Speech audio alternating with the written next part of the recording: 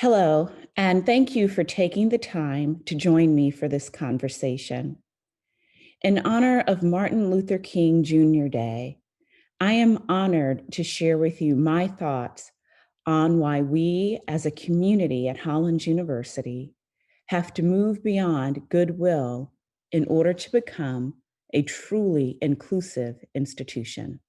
The night before Martin Luther King Jr. Day, I watched the sale ads for MLK Day pour into my email inbox.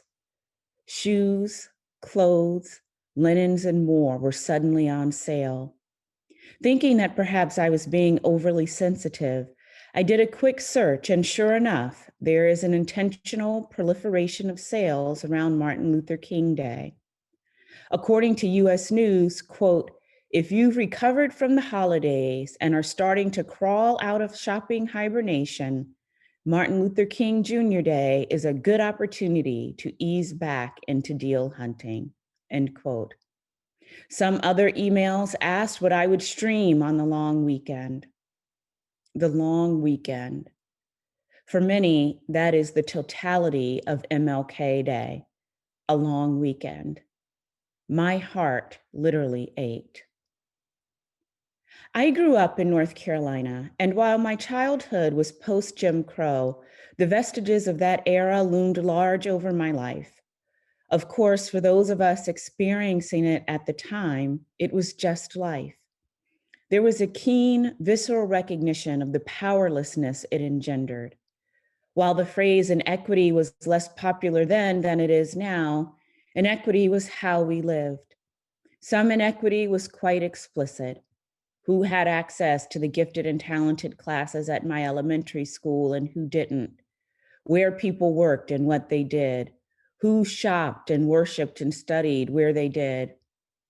All of these items were framed by race and inequity. The high school counselor who told me Black women don't go to college perhaps remained my most poignant reminder of inequity.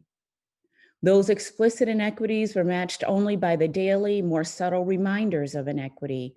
All the Black people in my community had a phone number that began with 492, while our white neighbors had phone numbers that began with 438. When I was 13, I clearly remember the delight with which we celebrated the passage of Martin Luther King Day as a national holiday.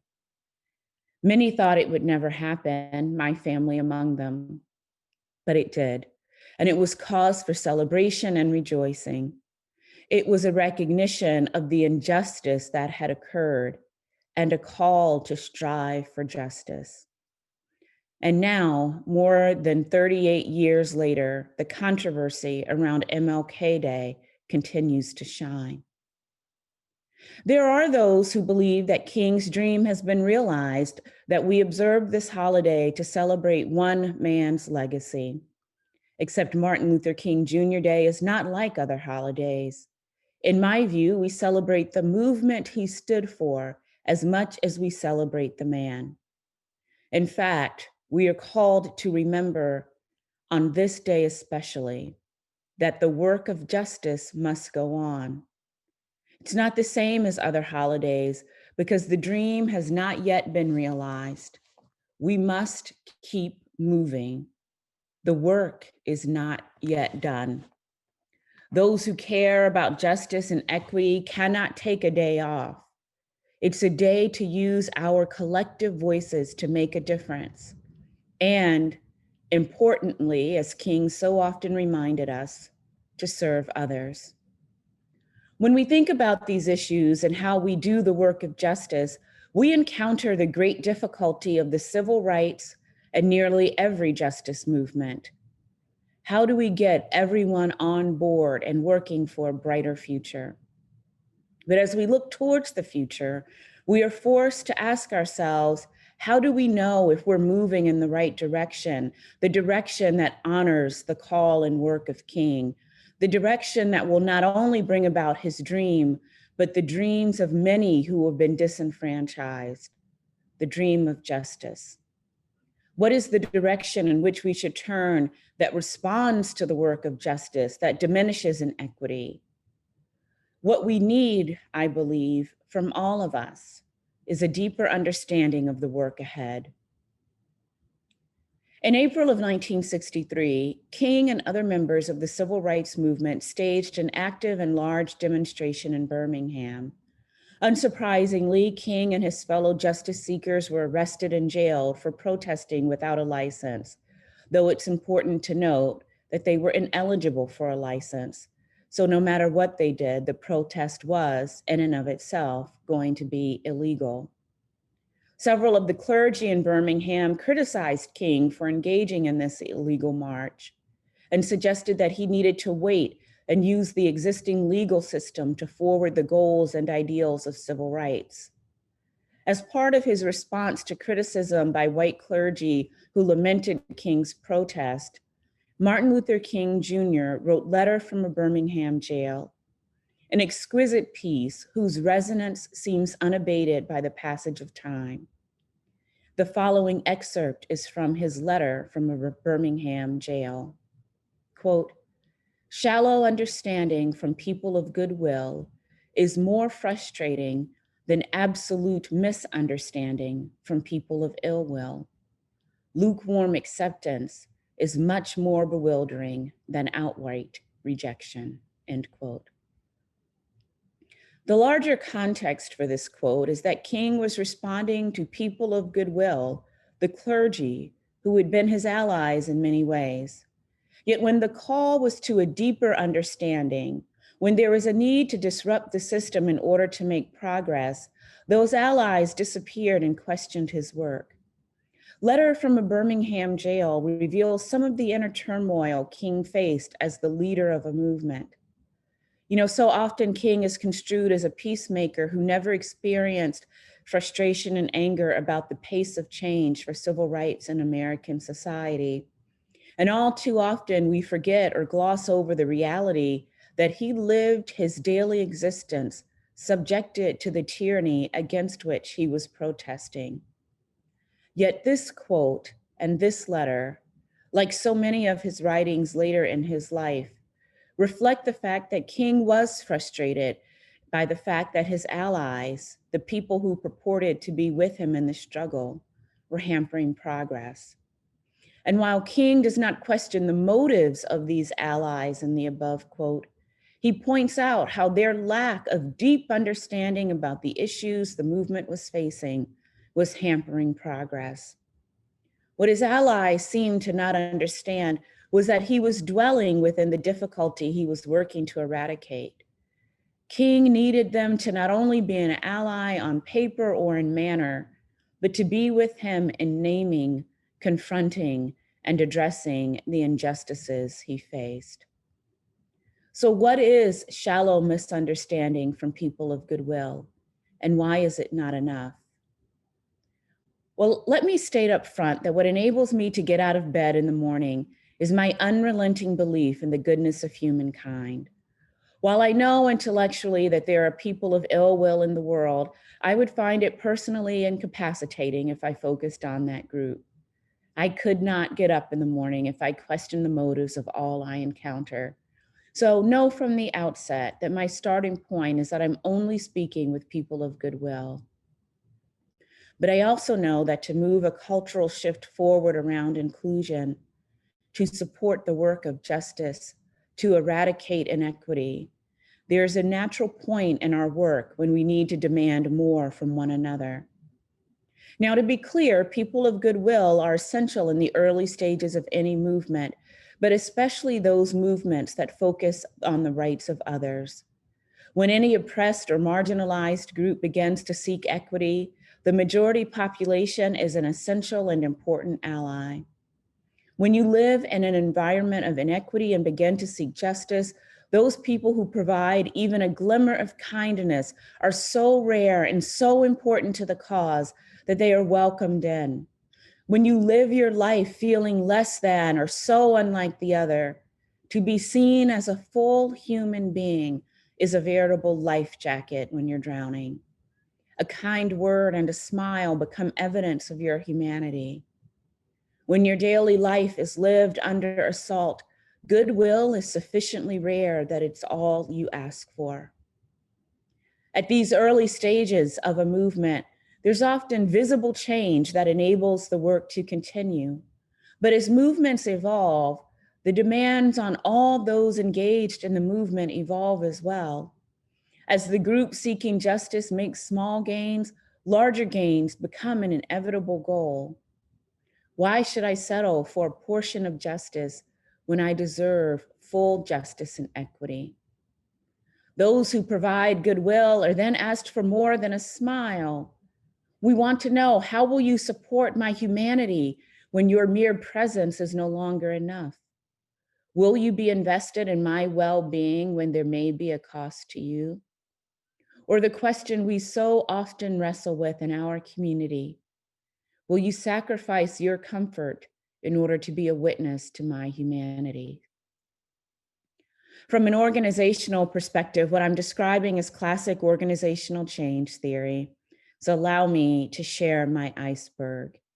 You see, it's easy to make change on the visible parts of the iceberg with what are called artifacts. Artifacts are those rituals and ceremonies that allow us to act out what otherwise is hard to touch and comprehend. In doing so, we acknowledge our core values and begin to bond with each other. There is great goodwill, necessary goodwill at this level. But truly systemic change doesn't happen there. Rather, we need to help individuals know how to articulate and express our values and beliefs. Here we are describing those shared values and beliefs. Here, members of an organization develop a sense of direction that guides their day-to-day behavior. Here, we're talking about dwelling in community. Often we talk about a sisterhood, lifelong friendships. These messages about what we value and who we are may be expressed in our artifacts, but they also get to a deeper part of our core. It's here that we can begin to have conversations about slightly more complicated issues. How do we engage in difficult dialogue? What voices and ideas do we privilege? When the voice of the historically disenfranchised is privileged, what happens to the voices of those who are used to being heard? How will those communities process their own discomfort of no longer being the sole voice? And yet, we can still go deeper. True change, those moments when goodwill becomes terribly fragile and necessary but not sufficient, occurs when we begin to challenge the very foundation of who and what we are. When we get to the very bottom of the iceberg and wrestle with those things we don't say, those things we feel we can't say, the questions we don't feel we can ask, the assertions we don't challenge, the beliefs we hold in both the lightest and darkest parts of our souls. It's here that goodwill is no longer sufficient. You see, goodwill doesn't demand that we ask those questions or challenge those beliefs, but a deeper understanding compels us to look into the heart of who we are, to do the difficult internal work of self-examination. This is, quite literally, where a deeper understanding is essential. To return to the example with King, while the clergy supported him so long as the movement did not challenge their security or psychological safety, once his protest moved beyond their comfort level, they cautioned him to slow down, to allow time to take its course. King references the privilege of waiting on time in the letter from a Birmingham jail, writing, quote, "All that is said here grows out of a tragic misconception of time. It is the strangely irrational notion that there is something in the very flow of time that will inevitably cure all ills. Actually, time is neutral. It can be used either destructively or constructively. We must come to see that human progress never rolls in on wheels of inevitability. It comes through the tireless efforts and persistent work of men willing to be co-workers with God. And without this hard work, time itself becomes an ally of the forces of stagnation," end quote. To paraphrase, when you hold power and privilege, and I want to be clear that everyone has privilege at certain moments in their lives, then it is easy to be of goodwill and to say to wait. Yet when we move beyond goodwill, we can no longer rely on the inevitability of time to assuage our troubles. Those who proclaim we must wait for justice or wait for equity or postpone inclusion are not fully understanding that time itself becomes its own punishment. That preservation of the status quo for any length of time further perpetuates injustice. In the face of all this, in a community that truly seeks to be its best self, what are we called to do? What action are we called to take to move towards this deeper understanding? What am I? What are you? What are we called to do? Well, first, we can work to create a learning institution. As a leader, I can foster an institution that creates a space where it's safe for everyone to not only remember and witness to injustice, but a place that recognizes that without that witness, without recognizing that pain, there is no path forward to justice and equity. I often cite Edgar Schein when I describe being a learning institution. We know that organizational culture is an accumulation of prior learning. So how do we create a space where we talk openly about our history and historical priorities or prior learning? How can we talk about how that history impacts what happens on campus today? How do we acknowledge the need to change culture without that feeling like a grievous loss for people of goodwill? When people are fed up with the calling out of injustice, how do we shift concerns from the impact on self to the concern of why the event happened, why the injustice must be noted? Or as King wrote, quote, "You deplore the demonstrations that are presently taking place in Birmingham, but I am sorry that you did not express a similar concern for the conditions that brought the demonstrations into being," end quote. In a college community, this is work for all of us to do. All of us have to lead. All of us have to move the focus from concern about protest and speaking out to concern about the need to change and to being more self-critical in order to grow. So how do we hear from others whose experiences may be dramatically different from our own? How do we hear new truths about our culture? Just because it's not the truth we want, just because it's not our experience, does not mean it's not true or didn't happen.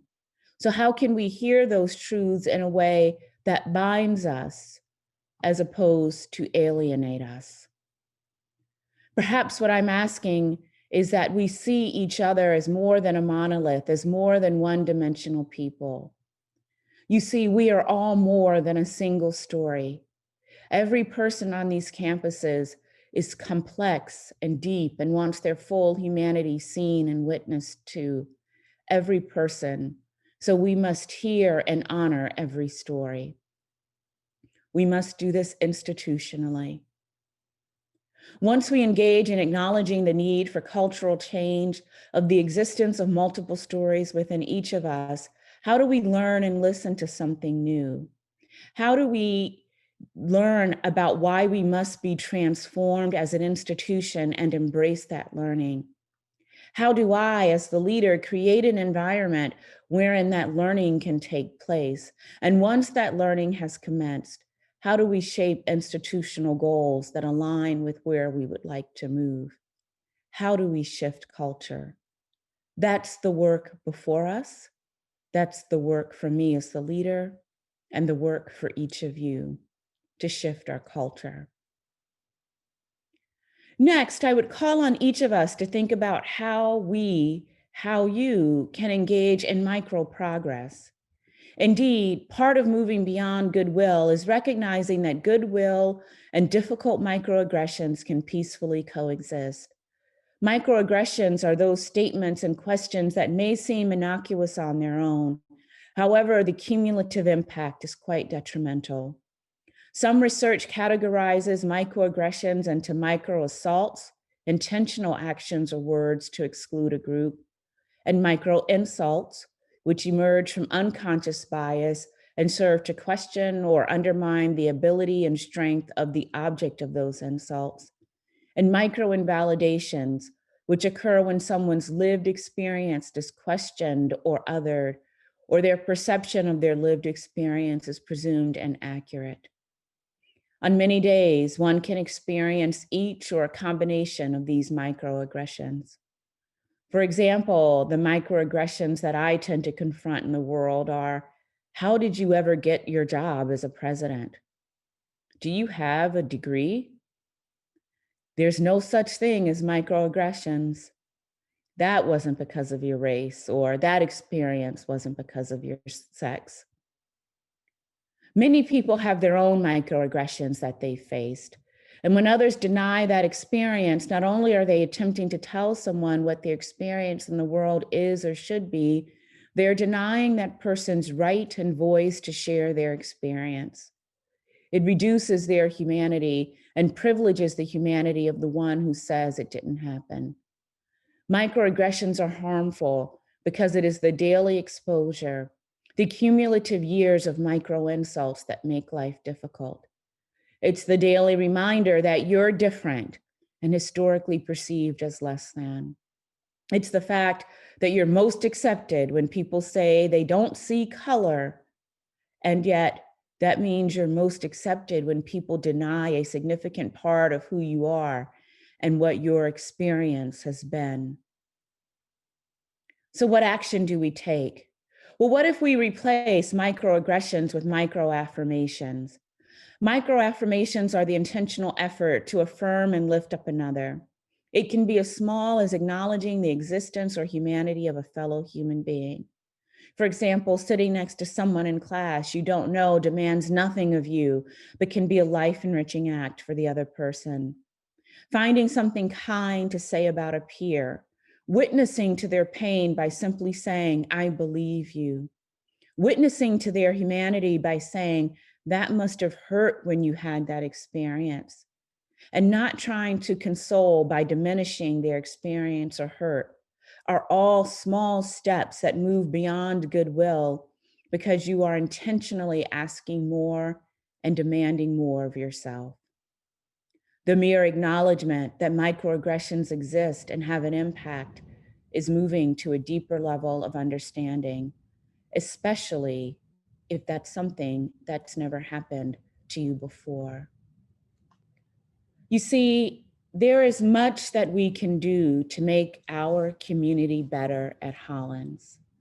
We can become a learning institution that shifts culture in order to learn from our past and chart a brighter future. We can engage in microaffirmations and learn about, resist, and eradicate microaggressions in our community. These are two simple steps that we could take to move forward. Each of us is called to do this work of learning. Each of us has the capacity through actions big and small to do better, to make Hollins better, to be better ourselves. This is the work we must approach each day with urgency. It's the work we must do on Martin Luther King Day. It's the work we must do every day. When there is justice, we can shop. When there is peace, we can take a day off. When there is equity, we can spend this day streaming our favorite movies. But today, this year, there is work to be done. And chief among that work is ensuring that each of us strives daily for a deeper understanding, that all people of goodwill recognizes that while necessary, it is not sufficient to bring about the change needed in our community. So I invite you to journey with me, to lock arms, and together help our community achieve a deeper understanding. Thank you for joining me today. Levavi Oculos.